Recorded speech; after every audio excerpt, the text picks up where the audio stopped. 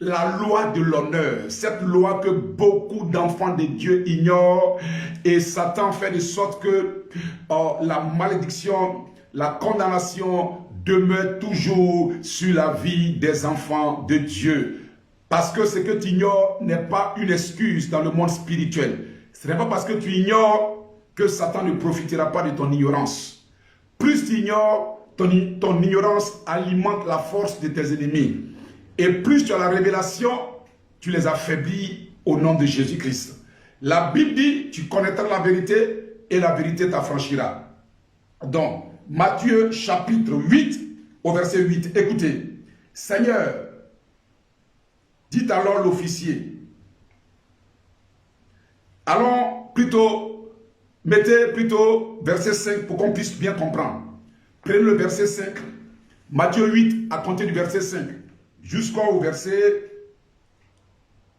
8, on va bien comprendre. Alléluia. Alléluia. Jésus entrait à Capernaum quand un officier romain l'aborda. Il le supplia. Seigneur, mon serviteur est couché chez moi. Il est paralysé. Il souffre terriblement. Je vais chez moi. Je vais chez toi, dit Jésus, et je le guérirai. Seigneur, dit alors l'officier, je ne remplis pas les conditions pour te recevoir dans ma maison. Mais tu n'as qu'à dire un mot et mon serviteur sera guéri. En entendant cela, au verset 10, Jésus fut rempli d'admiration. En entendant cela, Jésus fut rempli d'admiration. Alléluia. La parole est bénie dans ton cœur. La parole s'impose à ta vie. La parole te lève. La parole te bénit et te délivre au nom de Jésus-Christ de Nazareth. Quelqu'un pour écrire 3 fois Amen. 3 fois écrit, 3 fois Amen. 3 fois Amen. Alléluia. La loi de l'honneur. Qu'est-ce que c'est que la loi de l'honneur? La loi de l'honneur fait partie des méthodes de Dieu. Parce que Dieu agit par rapport à ses lois et à ses méthodes. La loi de l'honneur est source de délivrance. La loi de l'honneur, je répète, est source de délivrance. Lorsque nous parlons de l'honneur, l'honneur, c'est la valorisation. Lorsque on honore, on est en train de valoriser. Lorsque tu honores quelque chose, tu valorises cette chose. Lorsque tu honores une personne, tu valorises la personne. L'honneur, c'est le respect. L'honneur, c'est la considération. Or, dans le monde spirituel, Dieu tient compte de l'honneur que tu manifestes pour agir. Alléluia. Écoutez, l'histoire fabuleuse de ce texte. Jésus est rentré à Capernaum. Capernaum était une ville parmi plusieurs villes en Israël. Et la Bible dit que dans cette ville résidait un officier romain. Je tiens à vous informer que les Romains en ce temps précis, dans cette époque, étaient les envahisseurs. Les Romains étaient les colons. L'Empire romain a colonisé Israël. Donc, il y avait une garnison des Romains en Israël. Donc, l'officier dont il est question ici était le chef d'une section basée à Capernaum. Capernaum qui était une ville située au nord d'Israël. Alléluia. Alors, quand Jésus est rentré dans cette ville, la Bible dit que cet homme officier romain s'est déplacé et il aborda Jésus. Quand il a abordé le Seigneur, il a commencé à crier, Seigneur, Seigneur, mon serviteur est malade. Seigneur, mon serviteur est malade. Et Jésus qui se retourne voit ce haut gradé de l'armée romaine en train de le supplier. Et Jésus, épris de compassion, dit, j'irai chez toi pour guérir ton serviteur. J'irai chez toi pour guérir ton serviteur. Pourquoi? Parce que tu es romain. Et les Romains avaient un complexe de supériorité. Les Romains se croyaient plus grands que les Juifs. Les Romains se croyaient plus humains que les Juifs. Mais toi, particulièrement, tu es en train de me supplier, moi qui suis Juif. Tu es en train de te rabaisser devant moi. Alors, dit Jésus, j'irai chez toi pour guérir ton serviteur. L'officier romain va répondre. Il va dire, je ne remplis pas les conditions pour que tu rentres chez moi. Ah, de quelles conditions parlait cet homme? De quoi parlait cet homme? Cet homme avait l'information que les Juifs ne se mélangent pas avec les non-Juifs. Cet homme avait l'information que c'est impossible pour un Juif d'entrer chez un non-Juif. C'est impossible. Alléluia. Donc, il dit à Jésus, je ne remplis pas les conditions. En d'autres mots, je ne suis pas digne que tu rentres chez moi. Je ne suis pas digne. Au fait, l'officier romain ne savait même pas qu'il parlait à Dieu fait homme. Non, l'officier romain ne savait pas qu'il parlait au Messie. Chez lui, il était en face d'un prédicateur.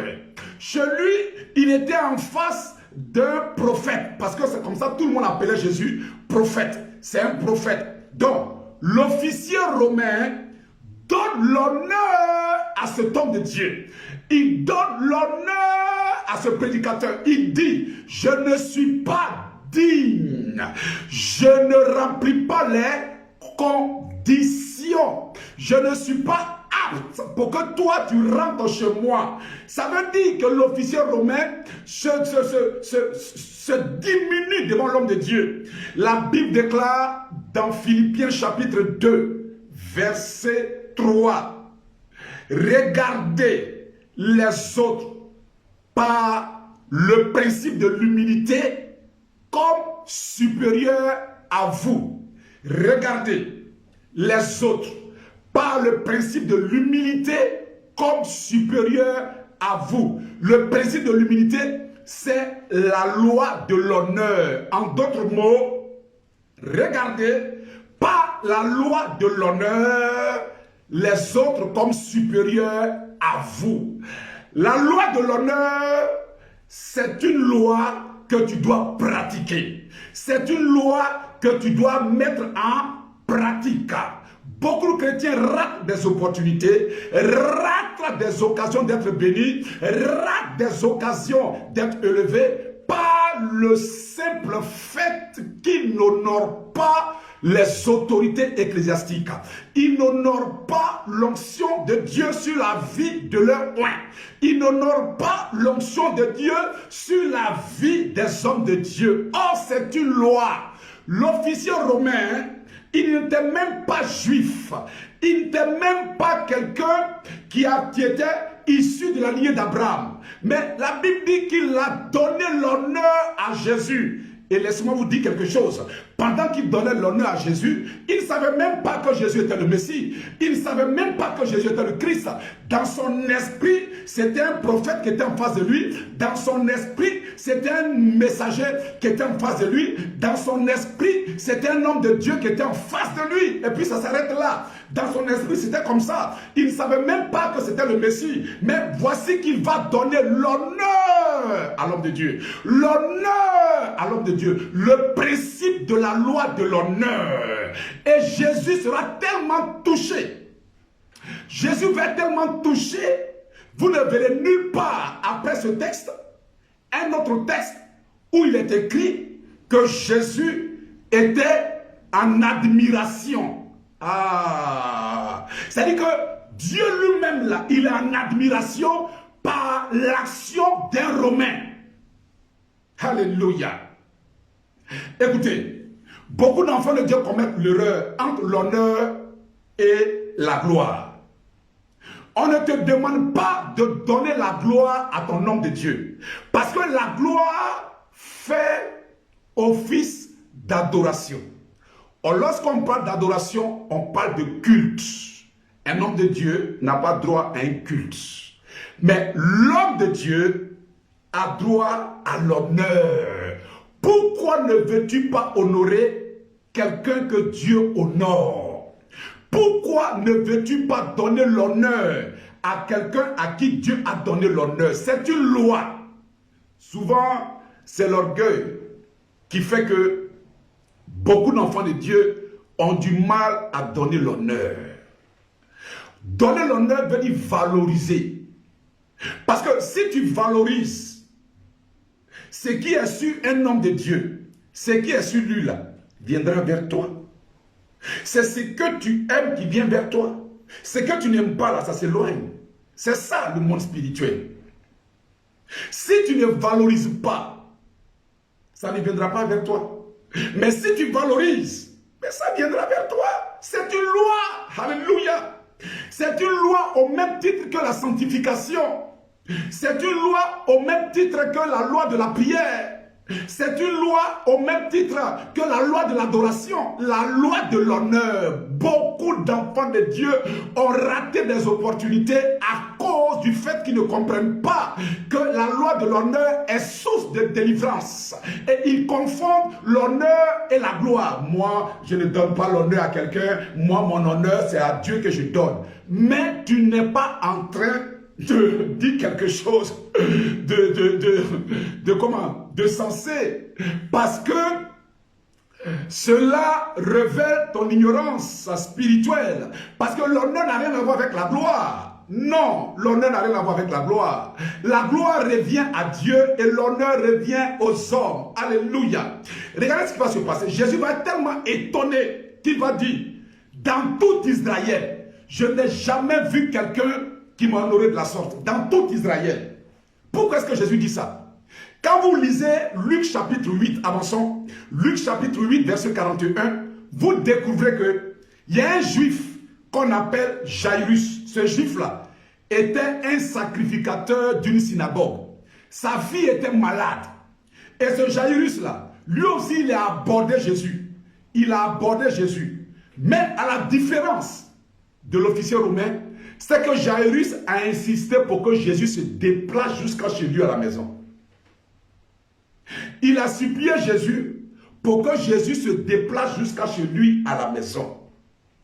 Or, l'officier romain n'a pas supplié Jésus pour que Jésus se déplace. Il a dit à Jésus, depuis ta position là, depuis là où tu es là, dis seulement un seul mot. Et moi je crois, par rapport à ce qui est sur toi là, que mon serviteur sera guéri. Est-ce que quelqu'un comprend la révélation? Parce qu'il y a différentes catégories d'honorer une personne. Il y a des gens qui honorent par la bouche et il y a des gens qui honorent par les actes. Ce n'est pas pareil. Jésus a dit, par rapport à l'officier romain, je n'ai jamais vu dans tout Israël, depuis que j'ai fait mon ministère, je n'ai jamais vu dans tout Israël quelqu'un qui m'a honoré de la sorte. Il faisait allusion à ses propres frères juifs. Ses propres frères juifs ne lui donnaient pas l'honneur qui lui était dû. La preuve, je viens de vous dire que Jairus là, c'était un sacrificateur. Jairus était quelqu'un qui connaissait la parole. Mais la parole qu'il connaissait là, comme beaucoup d'enfants de Dieu, ils connaissent la parole, mais c'est au niveau de la lettre et non pas dans la révélation. Au niveau de la lettre et non pas dans la révélation. Jairus pensait qu'il fallait que Jésus se déplace jusqu'à chez lui à la maison. Or, l'officier romain, lui, s'est dit que Jésus n'a pas besoin de se déplacer. Il dit, je ne suis pas digne, je ne remplis pas les conditions. Depuis ta position, dis seulement un mot et mon serviteur sera guéri. Alléluia. à la hauteur de l'honneur que tu donnes à un coin de Dieu, à la hauteur de la puissance qui viendra sur toi pour te prendre comme une main, prendre une personne, pour te transporter de ta position A et pour t'amener à ta position B. La loi de l'honneur délivre. Quand tu honores là, tu n'as pas, au fait, tu es avantagé. C'est pour ça que vous remarquerez que dans une église ou dans la vie de tous les jours, quand une personne fait beaucoup de dons avec un esprit sincère, pas une arrière-pensée, mais un esprit sincère, pas une arrière-pensée pour mettre la servante de Dieu dans son lit ou pour mettre le serviteur de Dieu dans son lit. Mais quand c'est fait avec une pensée pure, une pensée sincère, cette personne-là, elle ne peut pas rester captive du diable. C'est impossible. C'est impossible. Non, non, non, non. Elle finira par sortir de toute forme de réclamation, de toute forme d'embargo, de toute forme de malheur. Parce que c'est une loi que la personne respecte. Qu'elle le sache ou pas, le fait qu'elle respecte la loi et ses avantages se manifesteront dans sa vie. Je le dis et je le répète, la loi de l'honneur est source de délivrance. Quand tu offres des choses à un homme de Dieu, quand tu payes ta dîme, quand tu bénis le ministère d'un homme de Dieu, tu es en train d'honorer ce qui est sur lui. Parce que c'est ce qui est sur lui là qui fait de lui homme de Dieu. En dehors de ce qui est sur lui là, il n'est pas homme de Dieu. Alléluia. Le jour où Dieu a repris sa Shekinah de Saül, en réalité Saül n'était plus roi. Est-ce que quelqu'un m'entend? C'est ce qui est sur lui là qui fait de lui homme de Dieu. L'onction qui est sur lui là, c'est ce qui lui donne l'autorisation de parler de Dieu. C'est l'onction, la grâce qui est sur lui là qui valide ce qui sort de sa bouche. Mais quand cette onction là est prise, quand il est disqualifié comme Saül, tout ce qu'il dira n'aura aucun accomplissement. Donc quand tu l'honores, quand tu respectes la loi de l'honneur, au fait, tu es en train d'honorer ce que Dieu a mis sur lui. C'est pour ça que dans 1 Samuel chapitre 2, la Bible dit, j'honore ceux qui m'honorent, mais ceux qui me méprisent seront méprisés. Quand Dieu dit, j'honore ceux qui m'honorent, ce n'est pas la personne de Dieu lui-même, mais c'est la personne de celui qui l'a établi. Quand tu l'honores, tu honores ce que Dieu a mis sur lui, c'est Dieu que tu honores. Alléluia. Beaucoup d'enfants de Dieu se compliquent la vie. Ta délivrance peut venir simplement par l'honneur que tu donnes à un homme de Dieu. Ta délivrance, ta guérison peut venir simplement par l'honneur que tu donnes à un homme de Dieu. En principe, la Bible dit, Jésus lui-même a dit, je suis venu pour les brebis perdues de la nation d'Israël. Comment se fait-il que lui se propose d'entrer chez un Romain? Allons-y doucement, on va terminer. Je voudrais que vous saisissiez la fin de cette révélation. Je voudrais que vous saisissiez la fin de cette révélation. Écoutez, comment Dieu lui-même peut se dédier? Comment Jésus lui-même peut se dédier? Écoutez, Jésus, quand la pauvre femme cananéenne est venue lui dire, guéris mon enfant, Jésus a dit, on ne donne pas les bonnes choses qui appartiennent aux enfants aux chiens. Jésus a dit, moi Jésus, je suis venu pour les enfants d'Israël. Je ne suis pas venu pour les païens. Non, je suis venu pour les enfants d'Israël. Mais d'où lui vient ce changement-là? Jusqu'à se proposer d'entrer chez un officier romain. C'est Jésus lui-même qui a dit, j'irai chez toi pour guérir ton serviteur. Ce n'est même pas sa fille qui est malade, ce n'est même pas son frère, ce n'est même pas son fils, mais c'est son serviteur. Et Jésus se propose d'aller chez cet homme officier romain qui n'est même pas juif pour guérir sa fille. C'est-à-dire, les lois que lui-même a mis sur pied là, il est prêt à braver ces lois-là. À cause de quoi? À cause du fait que le monsieur lui a donné l'honneur. Ah, la Bible dit qu'il était dans l'admiration. Quand Dieu se sent honoré, quand Dieu se sent honoré au travers d'un oint, ce qui n'était même pas prévu dans ta destinée arrive. Ah.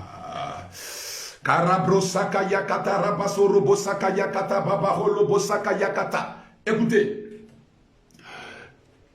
béni soit sa mémoire, Tebi Yeshua. Le prophète Tebi Yeshua est en train de prêcher. Et puis, il y a une dame qui est sortie de nulle part.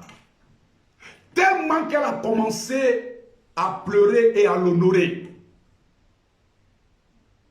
Le monsieur a arrêté sa prédication pour demander à la femme de quoi elle souffre. La dame dit, au fait, ce n'est pas elle, c'est sa maman qui est malade. Il dit, ta maman est où?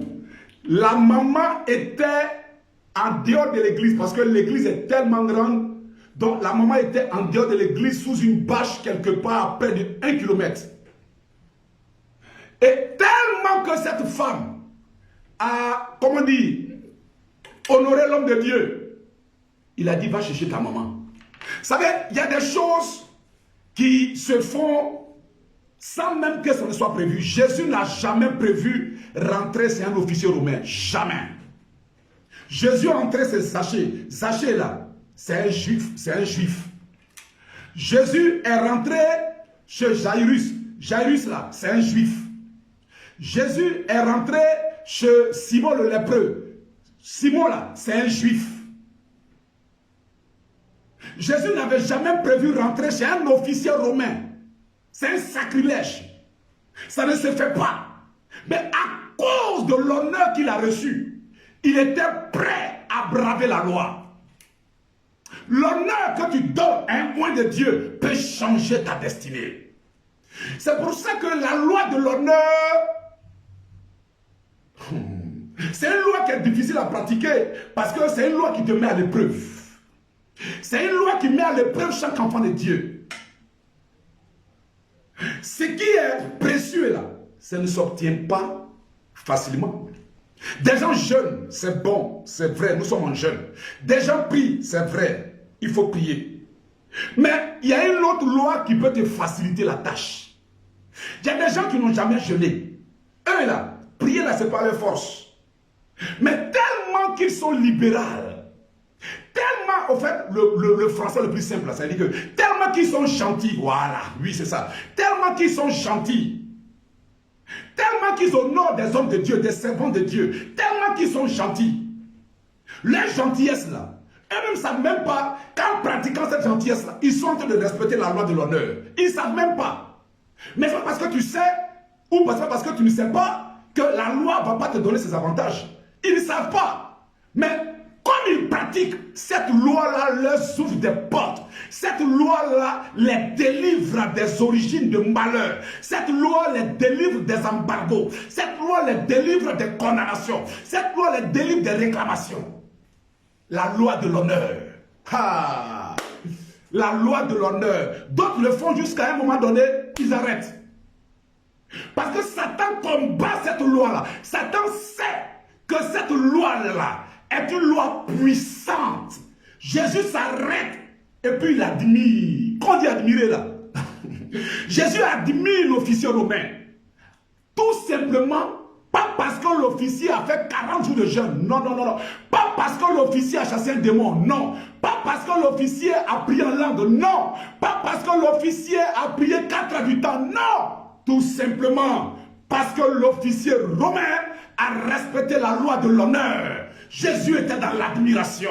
Il dit, dans tout Israël, là, je n'ai jamais vu quelqu'un qui a fait ça. Dans tout Israël, là. Ah, il faut que le Seigneur dise, dans toute ta famille, je n'ai jamais vu quelqu'un qui a tellement honoré un homme de Dieu.